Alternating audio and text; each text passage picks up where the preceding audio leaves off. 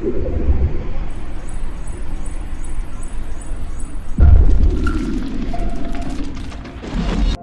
I'm Roy Stern and I'm the Chronic Entrepreneur.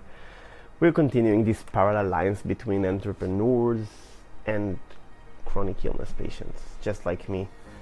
And I wanted to talk to you today about something really interesting about these parallel lines that I found. The thing is that the resources that entrepreneurs have in the first stages of the business or the venture or the charity or whatever they try to accomplish in this project is always limited.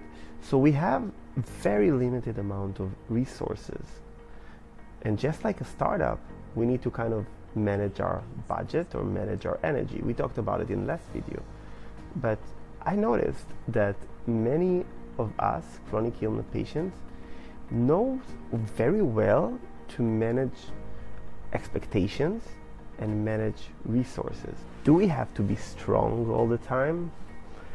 Can we be vulnerable? As a patient with chronic illness, we often get kind of fatigued from our fatigue, but not only energetic wise, we are getting fatigued and tired because we need to manage expectations.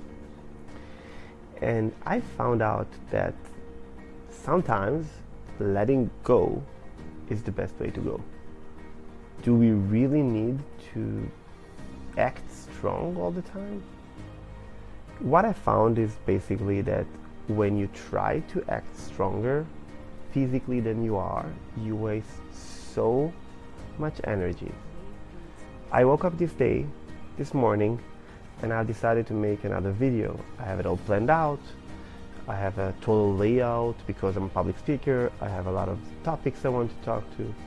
But basically, I'm totally drained. I'm not even sure this video is going to be edited into a big video going up to YouTube and IGTV. I just wanted to share with you this experience that basically sometimes we're too drained and feel empty. And in those days, I think the best thing to do is to allow ourselves to rest.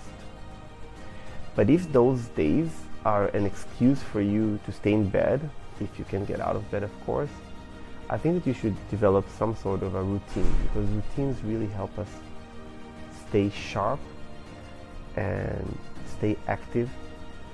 And I really believe that in a day like this, like today, that I feel totally drained physically and emotionally, I just need to chill, rest, fill myself up, and be me.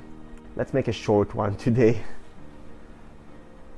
If you wake up and you feel totally drained and you have to do something, you need to measure, can you do it? Like if you have to go to work, can you actually go to work, or are you too exhausted to? But if you can, that sometimes it's better. For me, I have my own companies. I don't have to be somewhere at 9 in the morning, which I know it sounds like a luxury, but it makes it kind of harder sometimes, because when you are dealing with the fact that you need to manage a business and manage your chronic illness at the same time, then manage expectations from others, you sometimes encounter this negative effect that everybody thinks you're so vibrant and perfect, and you're actually not. I'm not very me today. I'm not Roy, the public speaker who can just sit here and talk about a topic and explain stuff. I'm emotionally drained and physically very drained. It's just so hard when you try to focus, and it's really hard. I think that stability is something that is so important. I have peers, fellow sufferers from my illness, that we are like this small family of Potsis, and we have our WhatsApp group and Facebook group, and we always kind of meet when we can. And you can see the difference between those people who has this support system really solid in their life, and specifically in terms of a good partner to support you, and you can see the ones that are not, and it's a completely different way to cope with your illness. So I have two choices. I can stay in bed and I can do stuff. And even if I do something, one thing, like go to buy some groceries or meet a friend for coffee, there is a purpose to this day.